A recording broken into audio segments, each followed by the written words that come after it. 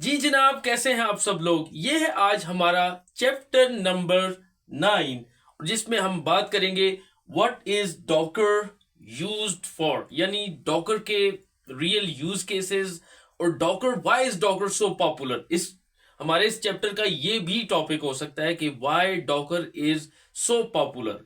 क्यों भाई, ऐसी क्या बात है कि डॉकर जो है ना इतनी ज्यादा इसको हाइप मिली हुई है, इतना ज्यादा ये पसंदीदा टूल है। और हर डेवऑप्स की जितनी भी जॉब्स आज तक मैंने देखी हैं, तो मैं यही कहूंगा 100%, लेकिन चले 100% ना सही, 99% जो है जितनी भी डेवऑप्स की जॉब्स है उनमें जो कंटेनराइजेशन का जो टूल यानी डिमांड किया जाता है, जिसके स्किल सेट आपके पास लाजमी हो, वो है डॉकर। तो डॉकर की पॉपुलैरिटी और डॉकर जो है, इसकी वजह क्या है कि डॉकर बहुत लाइट वेट है, बहुत ही यानी हल्का फुल्का सॉफ्टवेयर है। तो इसी पर आज हम बात करेंगे कि डॉकर क्यों यूज किया जा रहा है और डॉकर ने कैसे जो है ना आईटी की इंडस्ट्री को, आईटी की फील्ड को रेवोल्यूशनाइज किया। तो ये एक छोटी सी, ये समझ लें कि रैंडम सी हमारी एक डिस्कशन है और उसी में हमारा ये चैप्टर भी कवर होगा। ये डॉकर की प्लेलिस्ट है, हमारा पहला चैप्टर जिसमें हमने बात की थी कि डॉकर क्या है। तो मुझे यकीन है कि आपको याद होगा कि डॉकर ये एक ओपन सोर्स कंटेनराइजेशन प्लेटफॉर्म है।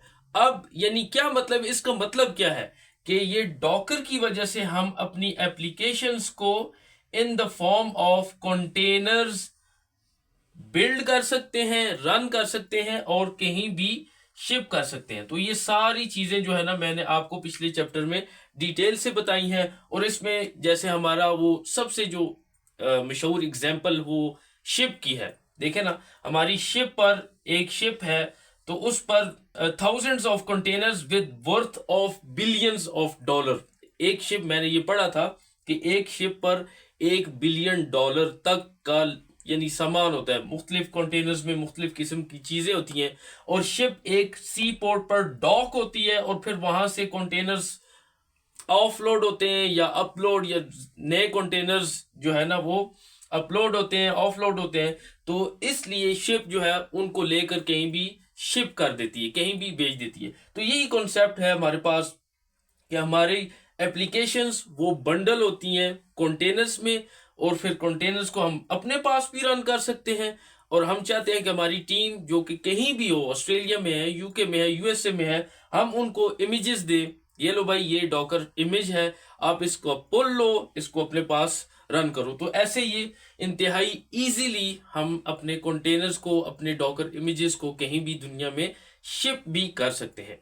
तो अब बात करते हैं कि डॉकर जो है वो क्यों इसको प्रायोरिटी मिली। तो मैंने आपसे पिछले लेक्चर में ये वादा किया था कि मैं आपको एक इंतहाई अहम तरीन क्वेश्चन भी है ये इंटरव्यू के लिहाज से, और ये इंतहाई अहम तरीन प्लस पॉइंट है, ये एक बोनस पॉइंट है कि डॉकर क्यों ज्यादा पॉपुलर है। तो देखिए, वर्चुअलाइजेशन हमने उस पर भी बात की थी हमारे लिनक्स वाले चैप्टर में। तो इसलिए मेरे दोस्तों, आप इस प्लेस लिस्ट को फॉलो करेंगे तो आपके जो अभी नए जो कॉन्सेप्ट आ रहे हैं, तो वो आपके लिए आसानी होगी समझने में, क्योंकि ये सारी चीजें हमने डिस्कस की हुई हैं। तो वर्चुअलाइजेशन में हमने बात की थी हाइपरवाइजर्स की, और हमने देखा था कि हम किसी भी नोड पर, किसी भी हार्डवेयर पर हाइपरवाइजर को इंस्टॉल करते हैं और उसके ऊपर हम गेस्ट वीएम्स बनाते हैं, 10 बना ली, 20 बना ली। और हाइपरवाइजर्स की मैंने आपको एग्जांपल दी थी, जैसे VMware प्लेयर हो गया, वर्चुअल बॉक्स हो गया, जेन हो गया, माइक्रोसॉफ्ट का हाइपर वी हो गया। तो उन हाइपरवाइजर्स की मदद से हम क्या करते हैं, हम वर्चुअल मशीन्स बनाते हैं। अभी मैं आपको बताता हूं कि ये डिफरेंस क्या है, और ये ही सबसे ज्यादा इंपॉर्टेंट पॉइंट है आज के लेक्चर का, कि एक वीएम वर्सेस कंटेनर, क्या डिफरेंस है। तो यहां पर देखें, ये मेरी हार्डवेयर है। हार्डवेयर मतलब ये सिस्टम है जिसमें हार्डवेयर रिसोर्सेज हैं, यानी यहां पर मैं लिख देता हूं हार्डवेयर, ठीक है। इसमें हमारे पास यानी सीपीयू है, रैम है, और हमारे पास स्टोरेज है, SSD डिस्क लगी हुई है। अब जिस वक्त हम वर्चुअलाइजेशन की बात करते हैं तो हाइपरवाइजर, जिसको आप नोड भी कहते हैं, ठीक है, ये नोड भी है। तो ये भाई मुख्तलिफ नाम है, आप सिस्टम कह लें, नोड कह लें, ठीक है, सर्वर कह लें। तो वैसे जिस वक्त वर्चुअलाइजेशन की बात आती है तो क्योंकि उस पर वीएम्स होती हैं इसलिए उसको नोड कहते हैं। अब इस हार्डवेयर पर क्या करते हैं, हम डायरेक्ट अपना हाइपरवाइजर इंस्टॉल करते हैं। तो मैं आपको ये प्रैक्टिकली डिफरेंस बताऊंगा इंशाल्लाह। अब ये मेरे पास आ गया हाइपरवाइजर। हाइपरवाइजर की मैंने आपको टाइप्स बता दी हैं। हाइपरवाइजर जैसे VMware, वर्चुअल बॉक्स या हाइपर वी। तो मैं यहां पर लिख देता हूं VMware, ये हमारा हाइपरवाइजर है। अब देखिए VMware हमारे पास जिस वक्त होगा तो VMware से हम 10 मशीन्स बना सकते हैं, 20 मशीन्स बना सकते हैं, depending on the hardware resources. हमारे पास हार्डवेयर रिसोर्सेज कितने हैं, अगर टेराबाइट्स में रैम है और हंड्रेड्स ऑफ सीपीयूज हैं तो हम बहुत सारी मशीन्स बना सकते हैं, ठीक है। तो हमारे पास इतने रिसोर्सेज हैं कि हम 3 वर्चुअल मशीन्स बना देते हैं जी यहाँ पर, ठीक है। ये VM1 है और ये VM2 है और ये VM3 है, ठीक है जी। यहां तक क्लियर हो गई बात कि ये अमूमन आप ये सारी चीजें अपने लैपटॉप पर भी कर सकते हैं। आप अपने लैपटॉप पर 3 नहीं 4 मशीन्स तो कम से कम आसानी से इंस्टॉल कर सकते हैं। अच्छा, अगर अच्छा किस्म का तगड़ा किस्म का लैपटॉप है तो hardware, CPU, RAM, SSD, storage वगैरह, उसके ऊपर hypervisor, VMware, Zen, virtual box, और उसके ऊपर हाइपरवाइजर को यूज करते हुए इस VM को भी कुछ रिसोर्सेज दे दिए, इसको भी दे दिए, इसको भी दे दिए। अब ये 3 इलादा से यानी फुली फ्लैज्ड एक यानी पूरे ऑपरेटिंग सिस्टम्स हैं हमारे पास, ये वर्चुअल मशीन्स हैं और ये डायरेक्टली जो है ना हार्डवेयर के रिसोर्सेज को यूज कर रहे हैं। यहां पर देख लें, आपको कहीं भी ऑपरेटिंग सिस्टम दरमियान में नहीं नजर आ रहा। वर्चुअल ये जो हार्डवेयर है और वर्चुअल मशीन्स के दरमियान हाइपरवाइजर है और हाइपरवाइजर की मदद से हम वर्चुअल मशीन्स बनाते हैं। तो अब ये वर्चुअल मशीन्स मेरे पास आ गई। अब यहाँ पर इनके अंदर मैं अपनी मर्जी से एप्स इंस्टॉल करूं, जो कुछ भी चलाऊं।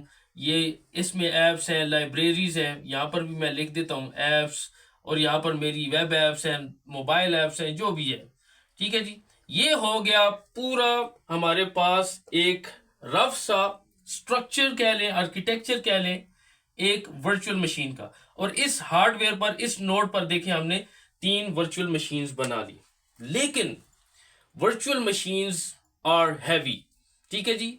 वर्चुअल मशीन्स बर्डन क्रिएट करती हैं, हैवी होती हैं, और यही वजह है कि इसके मुकाबले में कंटेनर्स लाइट वेट होते हैं, फास्ट होते हैं।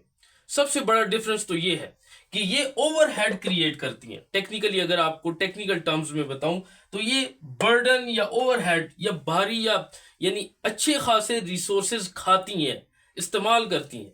और देखें, हर एक का अपना अपना ऑपरेटिंग सिस्टम है और उस ऑपरेटिंग सिस्टम को चलाने के लिए पूरे हार्डवेयर के रिसोर्सेज हमने देने होते हैं। 4 GB रैम इसको दी होगी, 2 GB रैम इसको दी होगी, और 8 GB रैम मिसाल के तौर पर इसको दी होगी, 2 CPUs, 4 CPUs, 6 CPUs वगैरह वगैरह। तो अच्छा खासा लोड क्रिएट करती हैं वर्चुअल मशीन्स। इसके मुकाबले में यही हार्डवेयर है। अब मैं कंटेनर की तरफ आ रहा हूं, ठीक है जी। ये मेरा कंटेनर है और ये बहुत ही इंपॉर्टेंट कॉन्सेप्ट है समझने के लिहाज से। यहां पर वही मेरा हार्डवेयर, ठीक है, ये आ गया मेरा हार्डवेयर, और इसमें मेरे पास आ गया CPU, रैम और SSD लगी हुई है स्टोरेज के लिए।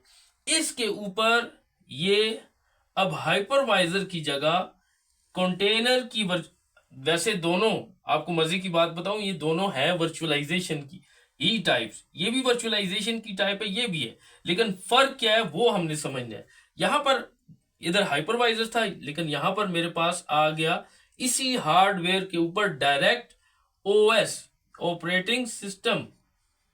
यहां पर मैं लिख देता हूं ऑपरेटिंग सिस्टम, ठीक है जी। ऑपरेटिंग सिस्टम और इसके ऊपर हम इंस्टॉल करते हैं, और अगले इंशाल्लाह लेक्चर में हम करेंगे भी डॉकर इंजन। ठीक है जी, डॉकर होस्ट बनाने के लिए इसको डॉकर इंजन, इस पर भी हमने पिछले लेक्चर में डिस्कशन कर ली थी कि डॉकर इंजन ही सारी चीजों को मैनेज करता है, एपीआईज, रेस्ट एपीआईज, और हमारे पास हम क्लाइंट होते हैं, क्लाइंट कमांड रन करता है डॉकर बिल्ड की, डॉकर रन की, वगैरह वगैरह, और रेस्ट एपीआई से वो रिक्वेस्ट डॉकर इंजन तक पहुंचती है। Docker engine at the same time registry से भी बात कर रहा होता है और हमसे भी कर रहा होता है, हम क्लाइंट है। तो हमारे पास जितने भी डॉकर इमेजेस पुल होते हैं, पुश होते हैं, बिल्ड होते हैं, रन होते हैं, उसमें सबसे अहम तरीन रोल किसका है? डॉकर इंजन का। यही तो कंटेनर्स रन करता है। और यहां पर भी अब अगला जो स्टेप है ये देख लें, ये मेरा आ गया कंटेनर 1, और ये मेरा आ गया कंटेनर 2, और ये मेरा आ गया कंटेनर 3। ठीक है जी, ये कंटेनर 1 और इसके अंदर एप्स है मेरी, और ये कंटेनर 2 और इसके अंदर मेरी एप्स है, और ये मेरा आ गया कंटेनर 3 और ये उसके अंदर एप्लीकेशंस है। तो ये मेरे दोस्तों ये बेसिक और की डिफरेंस है। अब यहां पर कंटेनर्स क्या कर रहे हैं? कंटेनर्स वही रिसोर्सेज इस्तेमाल कर रहे हैं जो ऑलरेडी आपका ऑपरेटिंग सिस्टम इस्तेमाल कर रहा है। तो ये इसी वजह से containers as compare to virtual machines बहुत लाइट वेट होते हैं, लाइट वेट और फास्ट होते हैं। ठीक है जी, फास्ट, लाइट वेट, और दूसरी बात है, अब ये देखें हम इसमें साथ साथ फीचर्स भी डॉकर के पढ़ रहे हैं कि कंटेनर्स लाइट वेट होते हैं, फास्ट होते हैं, और इनका फुटप्रिंट, फुटप्रिंट से मुराद क्या है कि ये वर्चुअल मशीन इसको 10 GB देनी पड़े मिनिमम हार्ड डिस्क, और 50 GB देनी पड़ेगी, इसको भी 30-40, इसको भी 30-40। कंटेनर्स में ऐसी बात नहीं है। फुटप्रिंट यानी वेरी स्मॉल स्मॉल फुटप्रिंट, ये एक और सबसे बड़ी वजह है डॉकर की पॉपुलैरिटी की और डॉकर की का फेवरेट टूल होने की, स्मॉल फुटप्रिंट। और इसमें अगर मैं आपको एग्जांपल कोट करूं अल्पाइन लिनक्स की, और ये दावा है कि अल्पाइन लिनक्स जो है it is as small as 5 MB। ठीक है, ये अगर मिसाल के तौर पर इमेज है अल्पाइन लिनक्स का, अल्पाइन लिनक्स, और यकीन माने ये मैंने प्रैक्टिकली फिर खुद देखा है, इमेज को पुल किया है अपने पास। आप भी रन कर लीजिएगा, अभी अगर 6-7 MB हो गया हो, वैसे हम देख भी लेंगे। तो Alpine Linux is as small as 5 MB। तो इतना स्मॉल फुटप्रिंट, और हमारे पास एक फुल फ्लेज ऑपरेटिंग सिस्टम चलता है कंटेनर में। हम अल्पाइन लेटेस्ट का डॉकर इमेज पुल करें और उसको चला लें, हमारे पास अल्पाइन लिनक्स का कंटेनर आ जाएगा, और it is as small as 5 MB। इतना यानी छोटा फुटप्रिंट है। और देखें ना, अब इतना डॉकर इमेज का साइज हो और कंटेनर इतनी ही यानी आपकी मेमोरी और रिसोर्सेज का इस्तेमाल करता हो, तो क्या ख्याल है वो फिर फास्ट नहीं होगा? वो इंतहाई तेज, लाइट वेट भी होंगे, स्मॉल फुटप्रिंट भी होंगे। और यही वजह है कि कंटेनर्स को अब मैं वर्चुअल मशीन्स की इंपॉर्टेंस को कभी निगलेक्ट नहीं करूंगा। वर्चुअल मशीन्स अपनी जगह, लेकिन एक यानी क्या उसे कहते हैं, प्रायोरिटी की बात है, तो प्रायोरिटाइज किया जा रहा है कंटेनर्स को। और इसके बाद यहां तक आपको उम्मीद है क्लियर होगी। इसमें हमने 3 फीचर्स ऑलरेडी डिस्कस कर लिए हैं, और सबसे important interview question and answer वो भी हमने देख लिया कि वर्चुअल मशीन और कंटेनर में क्या फर्क है। Virtual machine it virtualizes, virtual machine जो है वो डायरेक्टली वर्चुअलाइज करती है हार्डवेयर की रिसोर्सेज को, और कंटेनर क्या करता है? कंटेनर वर्चुअलाइज करता है वही रिसोर्सेज जो कि ऑपरेटिंग सिस्टम को मिले होते हैं। यानी अगर दूसरे अल्फाज में कहूं तो container virtualizes the kernel of operating system. ठीक है, और यही मेन डिफरेंस है। यहां पर ये जरा इनका ओवरहेड ज्यादा होता है यानी आपको अच्छे खासे रिसोर्सेज डेडिकेट करने पड़ते हैं वर्चुअल मशीन्स के लिए। और यहाँ पर वो वाली कहानी नहीं है, जो ऑपरेटिंग सिस्टम को वो कहते हैं ना, जो मिला खा लिया उसी पर शुक्र अदा किया। तो यहाँ पर कंटेनर्स को जो ऑपरेटिंग सिस्टम ने रिसोर्सेज दे दिए, बस कंटेनर्स हमारे चल पड़ते हैं।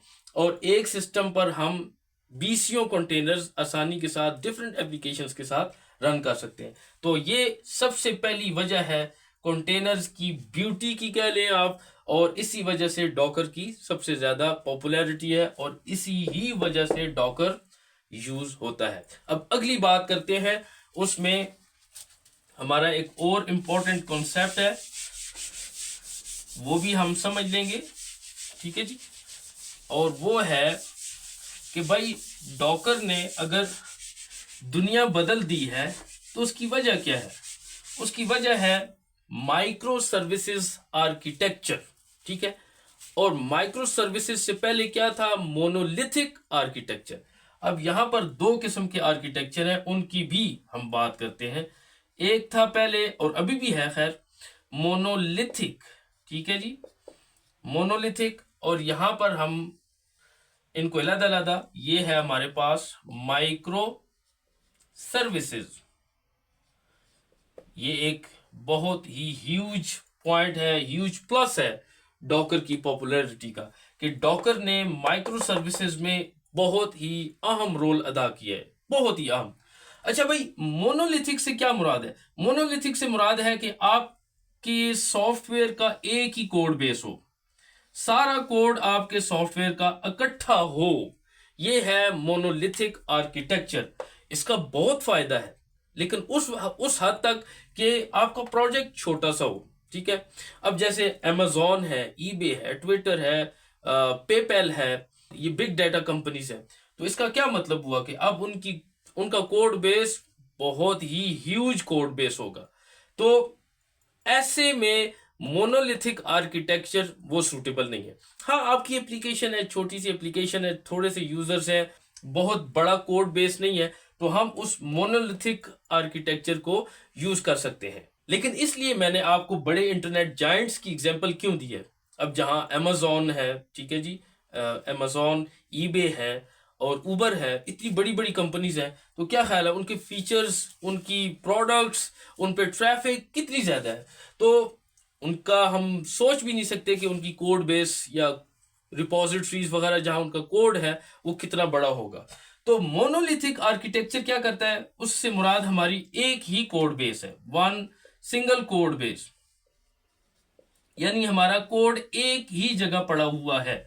आसान अल्फाज में, एक कोड बेस है। ओ जी अच्छा, कहीं मसला आ गया, चलो कोड को चेक करता हूं जी, फिक्स हो गया, फिक्स हो गया, भले भले, ठीक है, फिक्स हो गया। तो मोनोलिथिक आर्किटेक्चर, लेकिन ये है किसके लिए? For small projects. ये स्मॉल प्रोजेक्ट्स के लिए सूटेबल है। अब बात करते हैं बड़ी कंपनीज की, जहां पर 200 300 माइक्रो सर्विसेज है। तो माइक्रो सर्विसेज क्या कर देती है, ये हमारी बड़ी सी एक कंपनी है, अमेजोन है या ईबे है। अमेजोन जहां पर मिलियंस ऑफ प्रोडक्ट्स है, ठीक है। तो हम क्या करते हैं कि हम अपने कोड बेस को अपने छोटे छोटे पीसेस में डिवाइड कर देते हैं, छोटी छोटी सर्विसेज बना देते हैं। ये सारी हमारी क्या हो गई, ये समझ लें कि हमारे ये कोड है, ये एक सर्विस का कोड है, ये दूसरी सर्विस का कोड है, ठीक है। ये माइक्रो, इसको मैं 1 कर देता हूं, ये 2 है, ये 3 है, 4 है, 5 है। तो हमारा कोड जो है ना वो डिवाइड हो रहा है छोटी छोटी सर्विसेज में, ठीक है। और हर लिहाज से, ये मिसाल के तौर पर इसका ताल्लुक पेमेंट से है, ठीक है। ये हमारे पास आ गई डिलीवरी से ताल्लुक है इसका, ये हमारे पास आ गई ईमेल्स वगैरह से ताल्लुक है, नोटिफिकेशन से, ठीक है। तो इस तरह हम अपने कोड को छोटी छोटी सर्विसेज में डिवाइड कर देते हैं। यही तो कॉन्सेप्ट है माइक्रो सर्विसेज का। और बड़ी कंपनीज की अगर मैं मिसाल दूं जिनका बहुत बड़ा कोड बेस है, तो आजकल वो क्या करते हैं, वो इस आर्किटेक्चर को प्रायोरिटी देते हैं। क्यों? माइक्रो सर्विसेज से अब मिसाल के तौर पर कहीं इशू आ जाता है, ठीक है, और ट्रबल शूट, अगर लार्ज कोड बेस है तो क्या ख्याल है, इसको ट्रबल शूट करना कितना ज्यादा मुश्किल होगा, और सारे कोड का रिव्यू करना है, ये कितनी ज्यादा मुश्किल बात होगी। तो इसलिए माइक्रो सर्विसेज ने उस कोड को छोटे छोटे पीसेस में, छोटे छोटे चंक्स में, देखे ना, कहते हैं डिवाइड एंड कॉन्कर, के तकसीम करो और फतह पा लो। यकीन करें बिल्कुल यही चीज यहां पर फिट आती है कि अपने कोड को छोटे छोटे हिस्सों में तकसीम करो और फतह पा लो। अब बजाय इतनी बड़ी कोड बेस में, मिसाल के तौर पर डिलीवरी वाली जगह कोई इश्यूज आ रहे हैं, ठीक है, प्रोडक्ट्स डिलीवरी में वो वापस आ रही हैं, कोई इश्यूज है, तो बजाय मैं यहाँ इधर कोड चेक करूं जी, ओहो इधर भी ठीक है कोड, यहाँ चेक करूं, यहाँ चेक करूं, नहीं भाई, सिंपल देखते हैं जिस सर्विस में इशू है उसी का कोड चेक किया जाए, तो टाइम भी बच रहा है और इसी तरह हमारे पास हमारा कोड भी एक एफिशिएंट तरीके से मैनेज हो रहा है। अब यहां पर जो है ना, हमारे लिए डॉकर सबसे ज्यादा अहम रोल अदा करता है कि डॉकर इन माइक्रो सर्विसेज के लिए ही यूज होता है, क्योंकि हमारी services in the form of containers चलती हैं। पेमेंट के अलग कंटेनर्स होंगे। अब देखें, मैं जिस वक्त क्यूबरनीटिस का जो मेरा दूसरा चैनल है वहां पर मैं लेक्चर की तैयारी में जिस वक्त पढ़ रहा था क्यूबरनीटिस के यूज का, तो गूगल की एग्जांपल सबसे पहले मेरे सामने आई कि गूगल हर हफ्ते बिलियंस ऑफ कंटेनर्स रन करते हैं। कितने? बिलियंस ऑफ कंटेनर्स हर हफ्ते चलते हैं। क्यों? रोजाना जहां 1 बिलियन प्लस क्यूरी सर्च हो, इतना बड़ा जायंट है वो, तो बिलियंस ऑफ कंटेनर्स वीकली चलना कोई बड़ी बात नहीं है गूगल के लिए। तो वो सारी क्या है, कंटेनर्स चल रहे हैं, उनके ऊपर कुबरनेटिस है, मैनेजमेंट वगैरह। अब तो वो सारे कंटेनर्स, तो वो क्या ख्याल है आपका, वो माइक्रो सर्विसेज आर्किटेक्चर को ही फॉलो करते हुए चल रहे होंगे कि हर सर्विस को डिवाइड किया गया है और उन सर्विसेज के अगेंस्ट कंटेनर्स चलते हैं। तो बजाय कोई इशू आता है हम सारे कोड की छानबीन करें, हम सबको देखने हैं जिस तरह एक सिंगल कोड बेस में होता है, नहीं भाई, जो जिनसे ताल्लुक है, जहां इशू आ रहा है, हम उसी कोड को चेक करें, उसी से रेलिवेंट जो कंटेनर्स हैं हम उनके लॉग्स देखें। तो हर सर्विस का अपना कंटेनर होगा, ठीक है, डिलीवरी के अपने कंटेनर्स होंगे, पेमेंट के अपने। तो इस तरह इशू ट्रबल शूट करने में भी आसानी होती है, इशू को फाइंड करने में भी आसानी होती है। तो ये सबसे बड़ा यूज है माइक्रो सर्विसेज, और इसके लिए सबसे इंपॉर्टेंस और सबसे ज्यादा, यानी मैं कह रहा हूं कि ये एक प्लस पॉइंट है। डॉकर क्यों पॉपुलर है भाई? उसने माइक्रो सर्विसेज में बड़ा हाथ, डॉकर का माइक्रो सर्विसेज में बहुत बड़ा हाथ है। तो इसलिए यहां पर दो कॉन्सेप्ट हमारे ये भी क्लियर हो गए कि मोनोलिथिक किसको कहते हैं, एक कोड बेस है, लेकिन ये छोटे प्रोजेक्ट्स के लिए, छोटी एप्लीकेशंस के लिए तो ठीक है, लेकिन जो जो हमारी एप्लीकेशंस ग्रो करती हैं, कोड बेस भी हमारी ग्रो करती है। आज 2025 में अगर एक फीचर है तो हो सकता है 2027 में हमारे पास 100 फीचर्स हों, तो क्या ख्याल है, कोड तो ग्रो करेगा। इसलिए फिर मोनोलिथिक उस वक्त हमारे लिए इतना ज्यादा सूटेबल नहीं होगा। फिर हमें माइक्रो सर्विसेज आर्किटेक्चर की तरफ जाना होगा, जहां पर हम कोड को छोटे छोटे पार्ट्स में, छोटे छोटे चंक्स में डिवाइड करेंगे और उनसे रेलिवेंट हम कंटेनर्स रन कर सकते हैं। एपीआईज और फ्रंट एंड है, बैक एंड है, नोटिफिकेशन है, जो भी सर्विस है हमारी, तो हम उस लिहाज से अपने कंटेनर्स रन कर सकते हैं। तो मोनोलिथिक एंड माइक्रो सर्विसेज। और डॉकर क्या है? Docker is best and ideal solution for micro services. और ये मैं यहां पर लिख भी देता हूं कि आइडियल, ताकि आपको याद रहे, आइडियल फॉर माइक्रो सर्विसेज, छोटी छोटी सर्विसेज के लिए सबसे ज्यादा डॉकर आइडियल टूल है। और इसके बाद दो तीन और पॉइंट्स हैं वो डिस्कस करते हैं और इस लेक्चर को वाइंड अप करते हैं कि डॉकर और कहां कहां यूज होता है।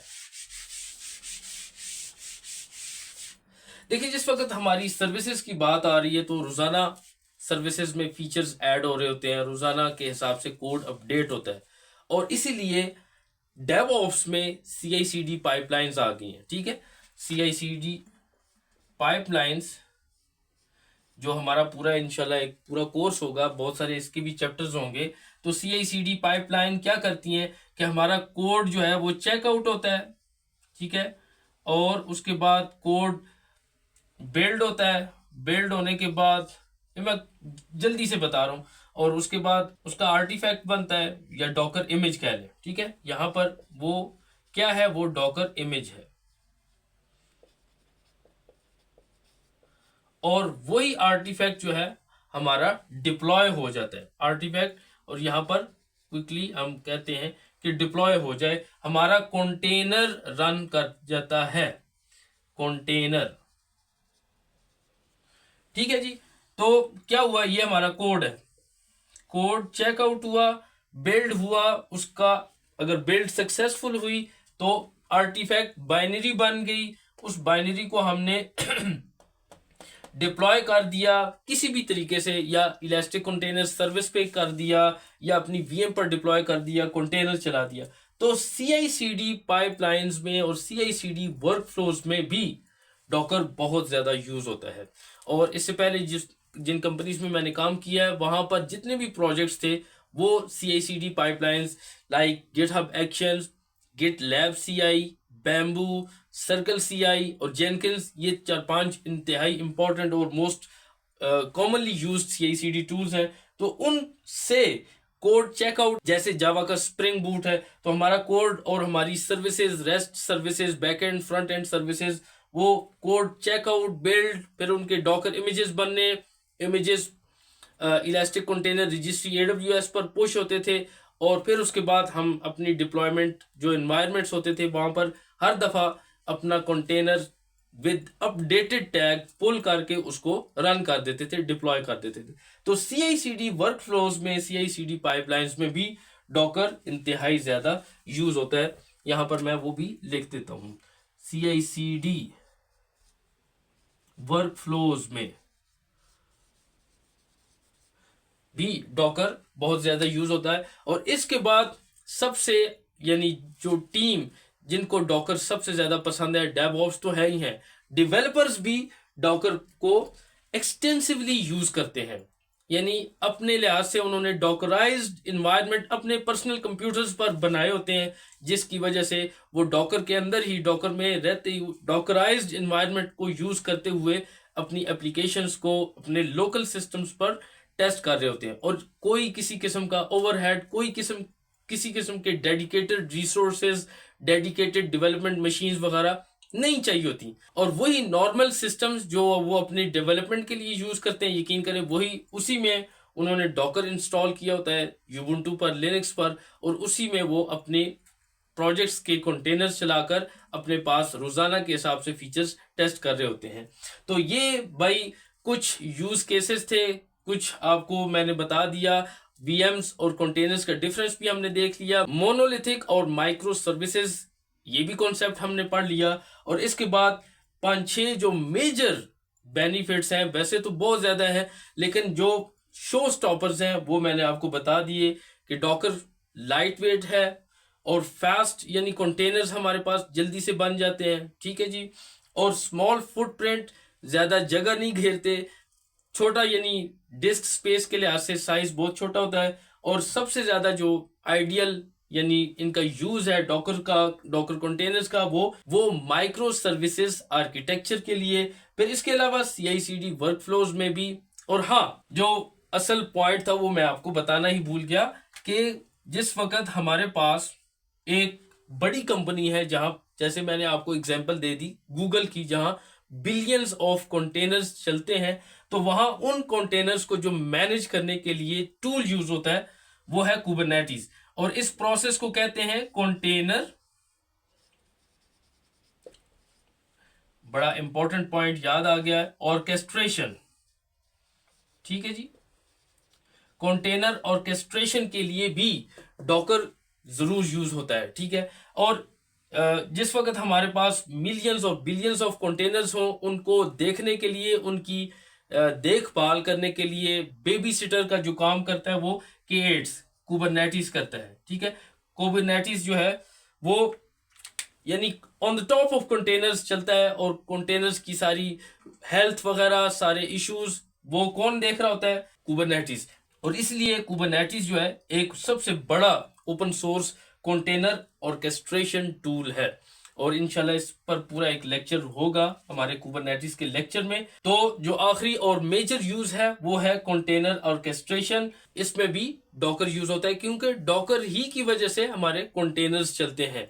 तो कंटेनर ऑर्केस्ट्रेशन के लिए वैसे तो K8s यूज होता है, लेकिन K8s और डॉकर आपस में जो है ना, इनका लिंक है, बहुत स्ट्रॉन्ग बॉन्डिंग है, और इसीलिए कुबरनेटिस और डॉकर का आपस में एक बहुत ही बड़ा स्ट्रॉन्ग रिलेशनशिप है। क्यों? हम चलाते हैं कंटेनर्स डॉकर की मदद से, और उनको देखता है कौन? कुबरनेटिस। तो ये कोई 4-5 जो है ना, मैंने आपको इंपॉर्टेंट यूजेस बताए हैं, और यही वजूहात है डॉकर क्यों ज्यादा पॉपुलर है।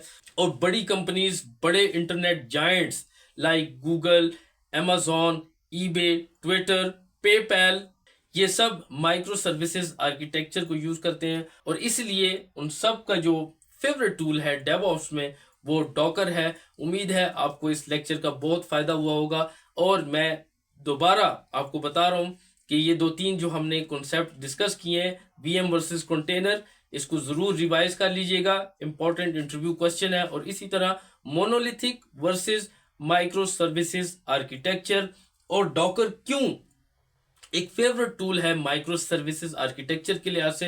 तो ये सारी चीजें मैंने आपको एक्सप्लेन कर दी हैं। अगले चैप्टर में इंशाल्लाह हम चैप्टर नंबर 10 में डॉकर हम इंस्टॉल करेंगे अपने वर्चुअल मशीन में। उसका डॉक्यूमेंट भी मैं आप लोगों के साथ शेयर करूंगा। तो आपसे मिलता हूं अगले चैप्टर में, चैप्टर नंबर 10। तो चैनल को जरूर सब्सक्राइब कर लीजिएगा। तब तक के लिए अल्लाह हाफिज।